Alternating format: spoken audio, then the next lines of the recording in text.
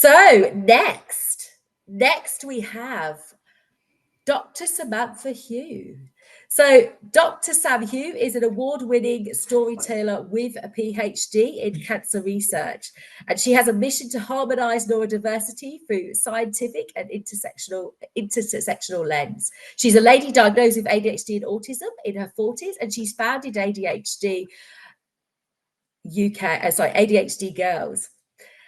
Next, I am super fortunate to be able to meet with Sam and have a fruitful conversation with Sam, talking specifically about ADHD in girls, which is quite unique, as we know, in comparison to some of the differences with males. So welcome, Sam. Really excited about hearing your journey. And today I'm going to be asking you a series of different questions, and we're going to be unpacking all things ADHD in girls.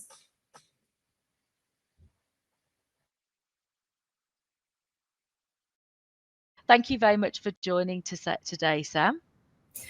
Really, really lovely to be here, Melissa. Thank you so much for having me. So I'm Mel Webster. I'm the CEO for ADHD Australia. And today we are extremely lucky to have Dr. Samantha Hiew. Sam, you are a multi-award-winning storyteller with a PhD in cancer research and mission to humanise neurodiversity. You look at everything from a human rights lens. You're a lady that is diagnosed with ADHD and autism and was diagnosed in your 40s. And you founded ADHD Girls. You make a social positive impact to young individuals and females globally. And today we're extremely lucky to have you as part of our ADHD awareness, not just month, we say ongoing work that we do, but we are part of our global team and doing many presentations across over 167 countries at this moment in time, talking about all things ADHD. So we're extremely lucky to have you and want to be able to ask you a few questions so you can tell your story and help the audience understand a little bit more about what ADHD means to you, but also as well from your experience with ADHD in females. Yeah, thank you so much, Mel. I'm really looking forward to getting stuck in. Okay. So what are the most common reasons ADHD is underdiagnosed or misdiagnosed, should I say, particularly in female and marginalised communities? So yeah, because my own background began from being late diagnosed in my 40s as a woman with ADHD from a cross-cultural background. I spent half of my life in Southeast Asia and then moved to the UK when I was like 23. So I guess, yeah, almost half. And there is the rife underdiagnosis in women as well as underrepresented identities, from across different cultures, geographical locations, socioeconomic classes, religious groups, ethnic minorities or global majorities. There is such a rife underdiagnosis because intersectional care gap still persists.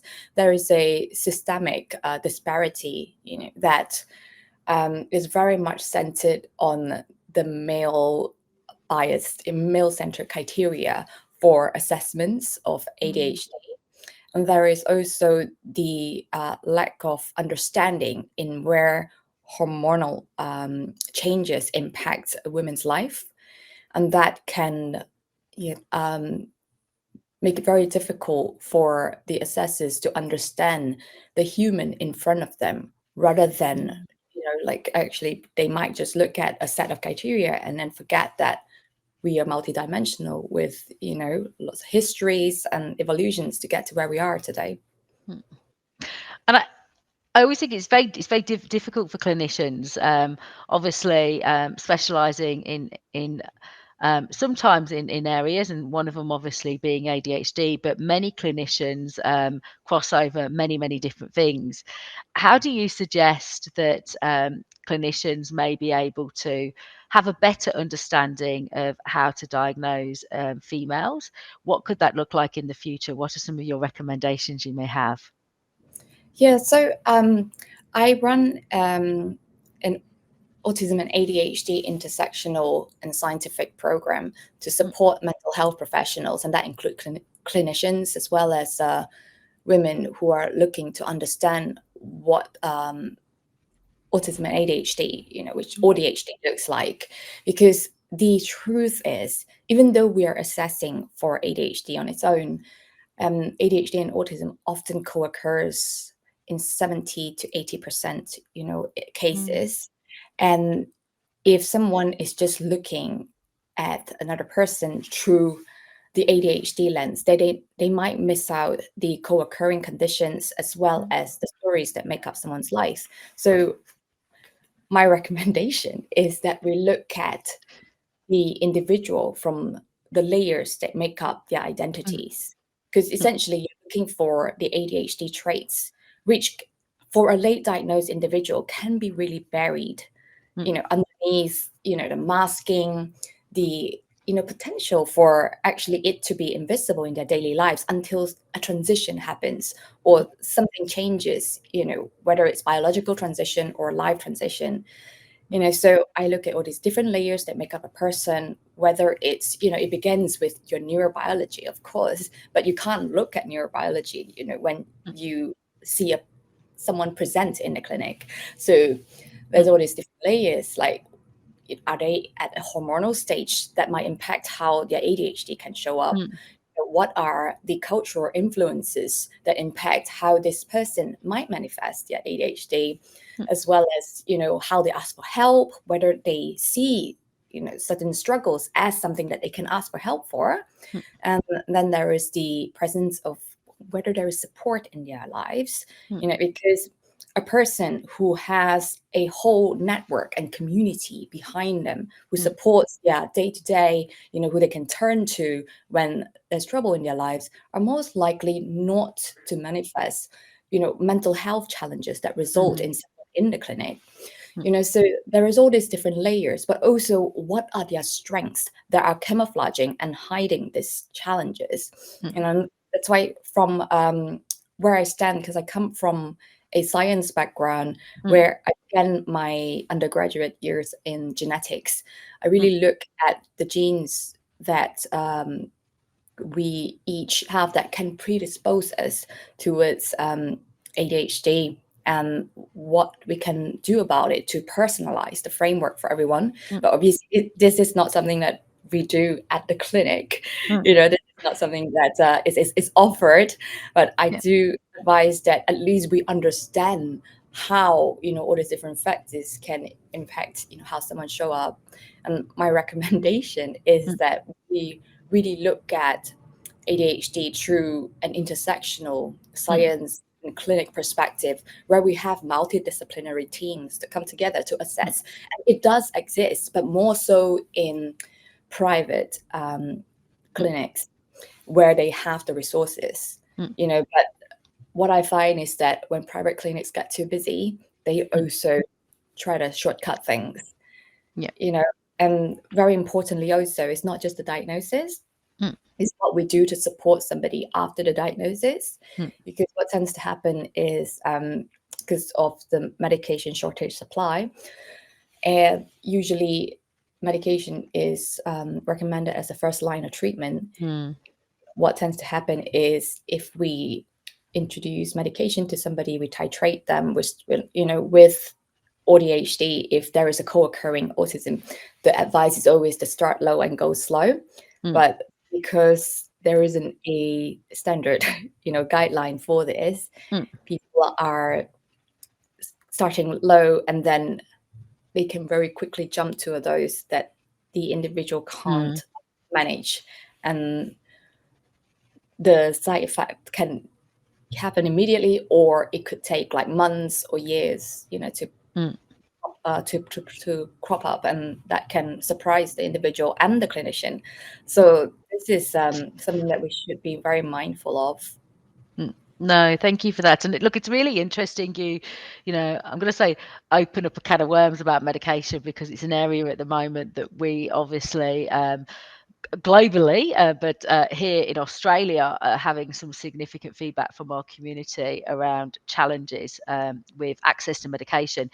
And I'm just keen to hear from you a little bit more around, for those individuals that are having difficulty getting access to medication, outside of the obvious in terms of working with their GP or medical professionals to look at what alternative medication might be available. Do you have any other strategies that might be, I suppose, helpful for individuals? And again, I know that it can vary per person, but is there any recommendations that you have, or is there any thinking that you could have for individuals to support what they could do to also complement either the medication they're taking, or where they're really struggling accessing it, being able to look at other positive strategies? Yeah, so I've run a first caveat this by saying, actually, even if you do get the medication, the pills don't make the skills, right? As they say. Yeah. So you still need to figure out the ways to manage the medication to ensure that you are able to run your life and not let the medication run your life. So before I was diagnosed at the age of 40,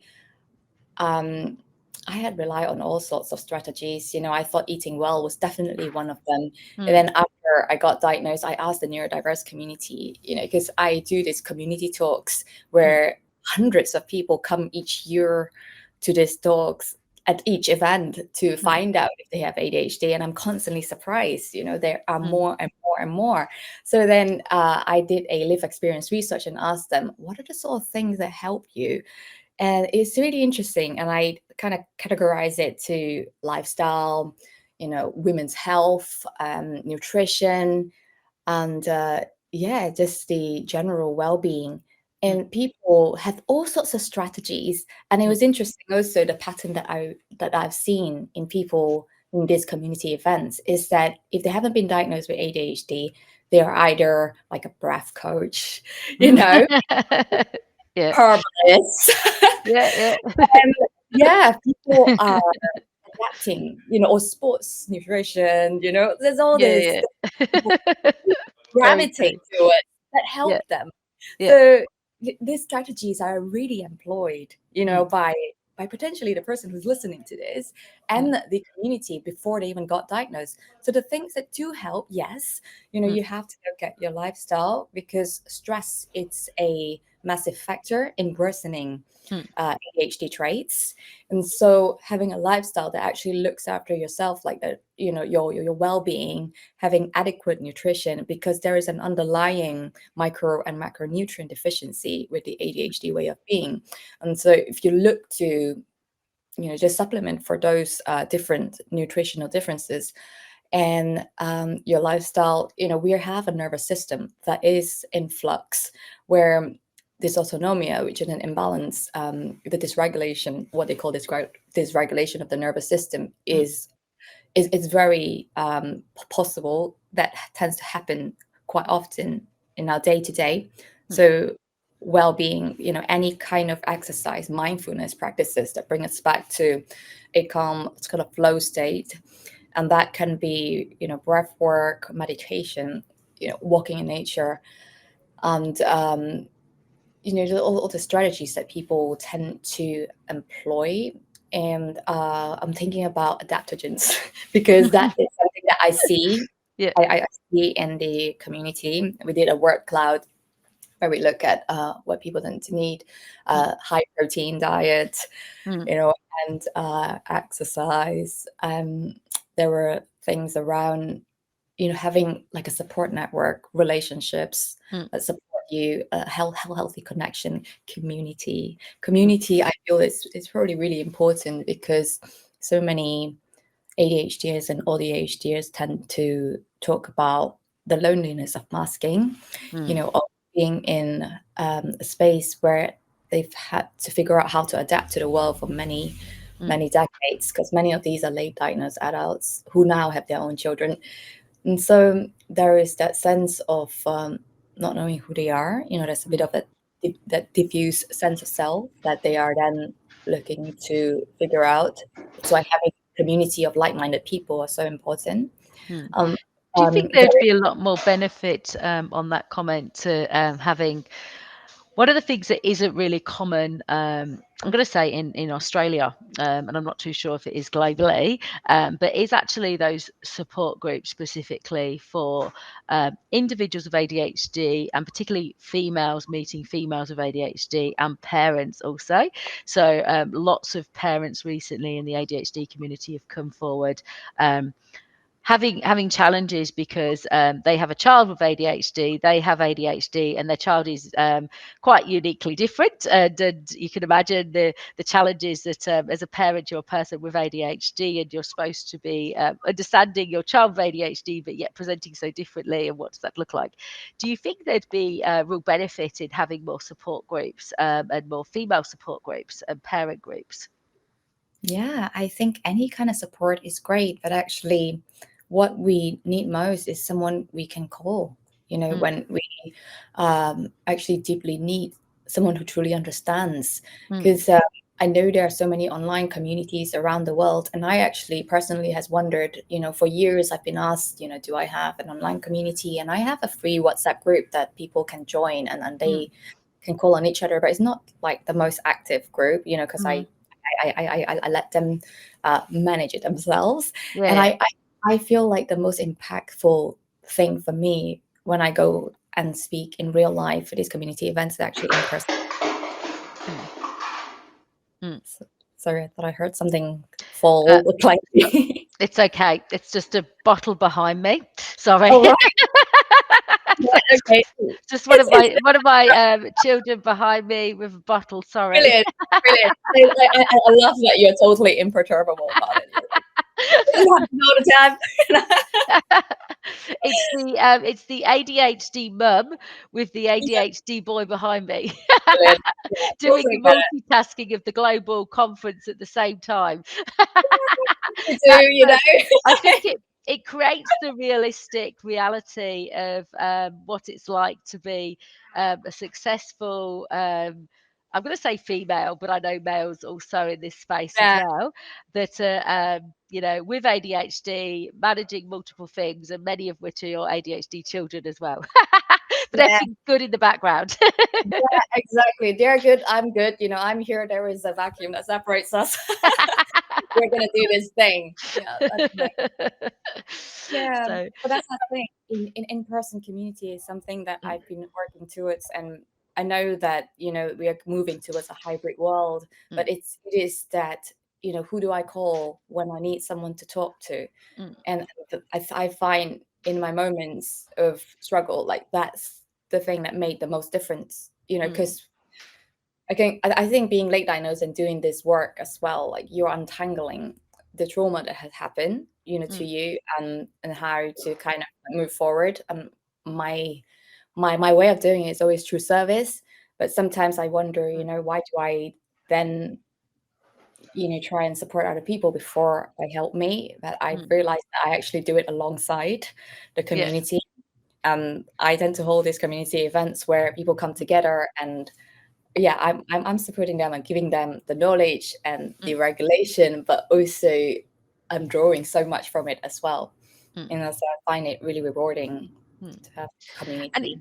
And it's interesting. A lot of people that are part of the ADHD community say, and there's this piece, and it's a classic, I can say what you've just said is that for a lot of people that say, well, you're working all the time, there's a lot happening. And, for many individuals with ADHD, that is the passion, that is the drive.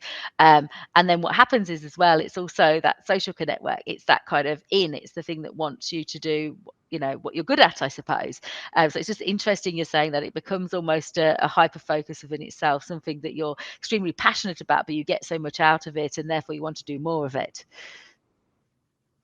Yeah, absolutely. I just sometimes I wonder, why does every day feel like Groundhog Day? It's like I get up and then I'm like, go.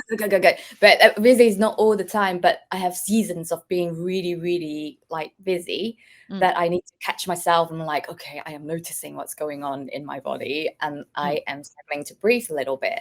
And that's when I go like, okay, I've been here before, and I know what to do to regulate, and then, slow down a tad, but actually just being mindful of what is happening, because sometimes we can be like running to the next thing, and when we don't take the time for ourselves, and then like because of the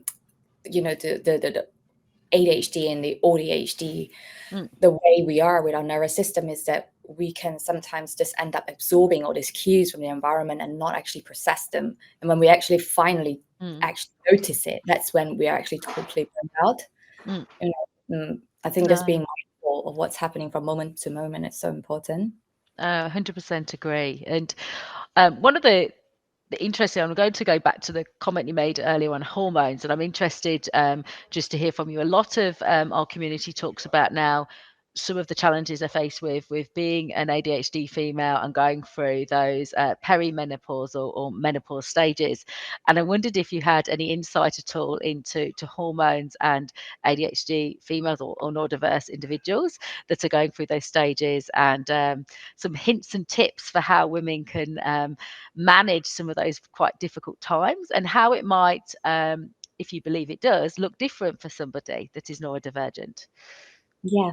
And one of the most mind-blowing thing that I have found out is that even if your hormones are in the right place, like levels wise, you can still have, like imbalances in dysregulation in the way, your symptoms may manifest, and vice versa.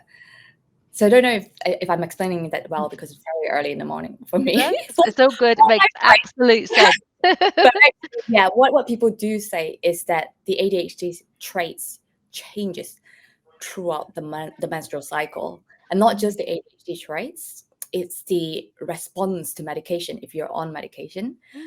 That's why I do advise people, if they're at the stage where they have a hormonal replacement therapy, in the picture, or can benefit from it, that they start with leveling out the hormones first before they look at the medication. But often it's the other way around, because people have symptoms during their perimenopause or, post childbirth and menopause, because the three different transitions for hormones that tend to trip us up as ADHDers begins from puberty, pregnancy, after childbirth, and perimenopause. These are the times of our lives where we tend to find our mental health isn't as stable, and we tend to have physical symptoms as well, especially when it comes to perimenopause, when we layer stress and the biological metabolic differences that happens during perimenopause, that we tend to have like hot flashes, and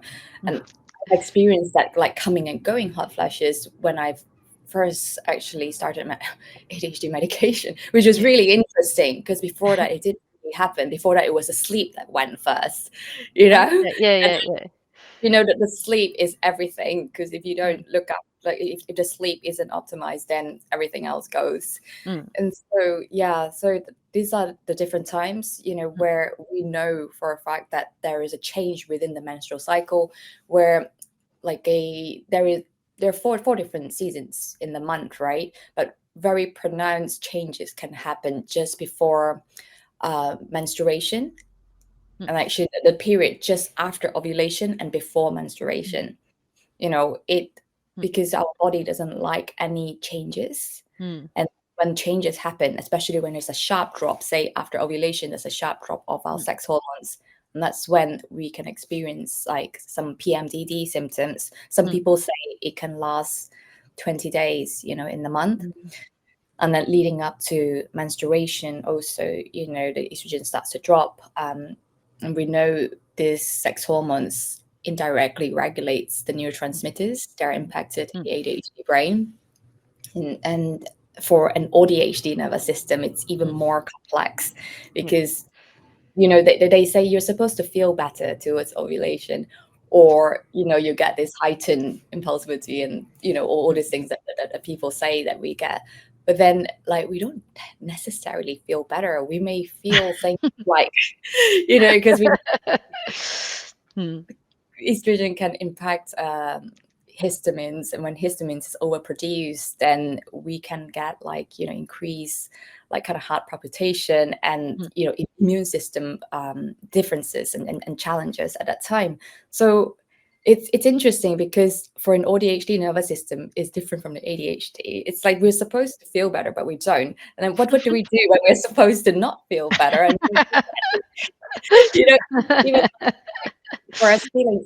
I've done like lived experience research on this, and from our survey, it's really interesting because women all collectively say that when they enter a luteal phase, some of them said that they get this existential crisis. You know, this existential anxiety where they're like, oh, what's wrong with me? What's going on? Who am I?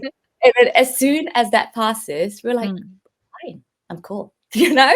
So empowering that actually so much of this is not our fault. So much of it is our body, you know, changing at different times. And when you enter perimenopause, you don't even know when the changes are happening. And that's when like it becomes like everything to set boundaries, to look after your body, you know, to get rid of toxic people, you know, and so you know, just saying it.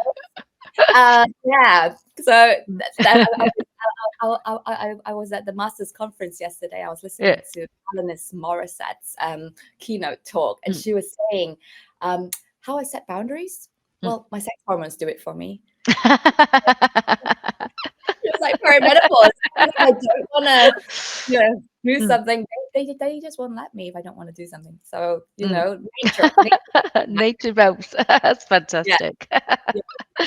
That's fantastic. Thank you. Okay, so look, I'm really keen to hear, I suppose, more about that bigger picture now. And what systemic changes do you believe are most urgent to improve ADHD and or ADHD more globally? So, what are the significant things that you believe would make the biggest difference, and what is the most urgent need right now?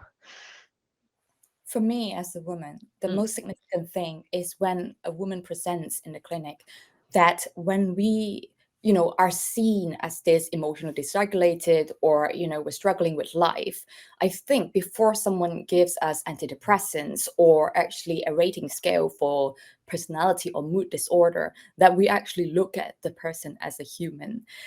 We think, you know, like, why don't you ask her what's going on in her life? You know, what is her relationship like? You know, what is her lifestyle? You know, how much demands rule her life? You know, that is just not something that people do ask, because once you do that, it can be as simple as, oh, is there anyone that you can call upon to help you?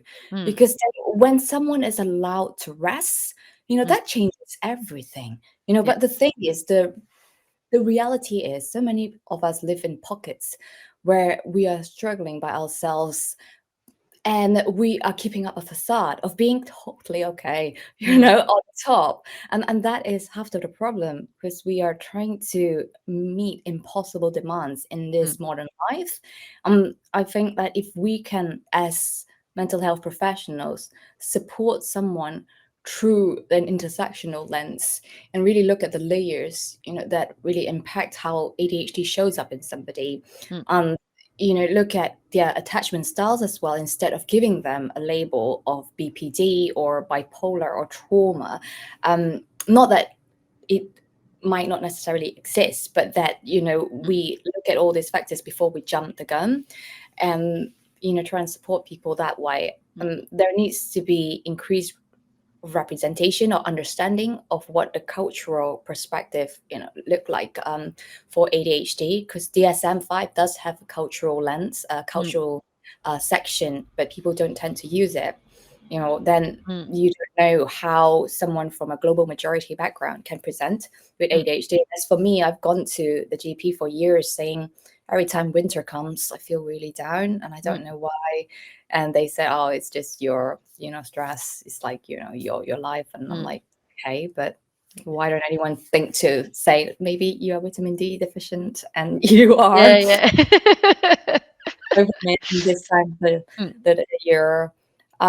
It's really to look at hormone specific care as well, because so many women, when we enter life stages where hormonal changes tend to happen, people aren't really aware of how to support us. Like straight after pregnancy, I had a really bad postnatal anxiety, and actually both times, because I have two children, and I've just been left to struggle on my own and not know how to, just kind of help myself. So I turned to breath work and even went to hypnosis once, and they did not feel great, but then I still anxious. So Yeah.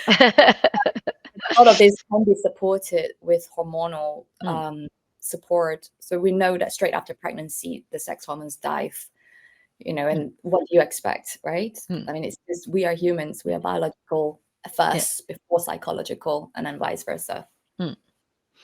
No, thank you for sharing that. Look, I think one of the things that I think probably people are looking in it now, and particularly females, from and such a wealth of knowledge, and so lucky to have you to come and talk to us. But would be some of those questions about how do I even start looking after my hormones, right? What does even that look like? So I can imagine there's lots of women now going, God, that sounds great, but how do I do this? And so I'm just thinking it would be great for you to share, Sam. How do people that have really not even ever thought about that before, how do they start? So I've gone through this massive journey to try and support myself, and I went to various coaches and clinics, and still like I had to bring the interconnected knowledge. So one of the things I started with is actually just tuning in and start with actually just feeling where in my body things have gone haywire, and that can look like a symptom, whether it's like my sleep is affected, I have shortness of breath, which has happened to me because we know hormones link with the ADHD way of being can cause heart challenges in women. And where are your mental health, and have you thought that maybe they are connected? We could start with the symptoms, and then we look to track our cycle. This is not something that they really tell you to do, because it's almost like a nice to have, but it's not a nice to have. It's like a need to have. Yeah. And so tracking your cycle and seeing where in the month you are starting to feel like awful, and then what are you doing with your life? What does life demand of you? Can you get support for it? And a lot of people can start with going down to the naturopath, if seeing a doctor is not an option because of waiting lists. And then, look to balance things in your day-to-day, start to release stress, because we know that when women enter perimenopause, as we get older, we are not as stress resilient as before. As our sex hormones start to lower, then that's when our ability to handle stress, is not as high. Because I used to joke, like I used to eat stress for breakfast, and because stress in itself, the stress hormone is a neurotransmitter. It helps power our brain, and I've always relied on it to meet deadlines, to get anything done, get out of the house, but then and now I'm going to look for new strategies, because stress in itself is not my friend anymore. It's not something it ever has been, but when I was younger, I was able to take more. But now I know actually be very realistic with who you are, and look for people who understand community. That has been my lifeline when things have been completely, difficult. Yeah, that was for me. No, thank you. Thank you for sharing. And I think there's lots of people that would be really interested to learning a lot more. So I'm just conscious of time, and I could talk to you all day because you have so much wealth of knowledge. But I'm thinking for the audience now, how would they be able to best get information? I know that you've got some books, you've got Tip of the ADHD Iceberg. I know that you're somebody that people can connect to in terms of groups and various different things. For anybody that's listening to this and go, oh my gosh, I just feel like I've tip of the iceberg for me, in the sense of so much information and I could talk to you all day. How do you feel that they can get more information? What does that look like? Tell us a little bit about your book, and I'd love to hear more about how people can connect with you. Yeah, Mel. I mean, I want to say thank you so much for mentioning this, because I'm really bad at promoting myself, or actually just telling people what I do. I'm always there like, and then bye. But I want to say that actually this is really important, because you mentioned my book, and this book, you don't have to take any programs of mine. You don't even have to come and see me. It's if you read this book, you'll be able to support yourself. And, like I wrote this book as a way to complete the story for people who come to see my talks, who only get like 2 hours with me, because like ultimately I leave you with your life kicked up into the air and you don't know what to do. And this is to support you for the rest of it. So this is a guide for anyone who is embracing a late diagnosed ADHD diagnosis, and they're trying to figure out, who am I? What do I do now with my life? That told me about this. And yeah, so if you just read this book, you'll be able to support yourself, because I go very, very in depth into even nutrition, our physical, emotional, relationship needs. Yeah, that I hope, even the way we advocate for ourselves, that's been the big thing that people in the ND community tend to struggle with, because of the unmasking and going back into our relationships and our workplace. So I do a lot of neurodiversity training at work. So that's a lot of tips in there as well. I just gave everything away. No, that's fantastic. And so definitely, I'd love people to engage also with yourself. Is there any ways that people can engage with you if they want to connect, if they want to access? Is it available? Obviously, we're in Australia, but we're a global conference. So, to say with hundreds, well over 100 countries that are online. If you've got people there going, how do I connect? And they're trying to look you up. What's the best way that they could reach out or have Yeah. access to your clinic and get in contact with you? Sure. I have a company website called ADHDgirls.co.uk, and I run the Autism and ADHD intersectional and scientific program for mental health professionals and autistic ADHD women. I actually just created the intersectional care network, because I get asked so many times over the years, like, who understands our inclusive experience for women and global majorities. So I created the network. I was like, when I created it, I was like, oh, this is like the thing I needed. It's here. I love it. And I can meet people as well. I've got people who, many of them are neurodivergents. Like the people who take my program, they then become coaches, therapists, psychologists, which is lovely. So they are featured on my website. And I also run in real life community events. So I'm having one soon called the Neurodivergent Phoenix, and it's in London. And I hope to take that abroad someday, because I've got a lot of people asking, is this available virtually? I'm like, the whole point is that you are there. Of course, we're talking about the ND community with the unpredictable energy levels. But yeah, you can engage with me through my program. I have the one I'm starting in November. So that's like online and available virtually. So thank you so much for asking that. Thank you. Well, we're going to have to finish up now. So before we do, I just want to say again, absolutely honoured to have you at the conference. You're a wealth of knowledge and inspiration to many ladies and young girls and individuals as a whole with ADHD. Thank you for sharing all of the information today. And like I say, I think everybody out there, definitely me as an ADHD woman, I'm going, oh my gosh, I need to get that book. So thank you so much. And thank you very much for your time. Oh, thank you, Mel. It's so great to contribute to your very worthwhile cause. I'm really, really, really glad to support it. And thanks for having me today.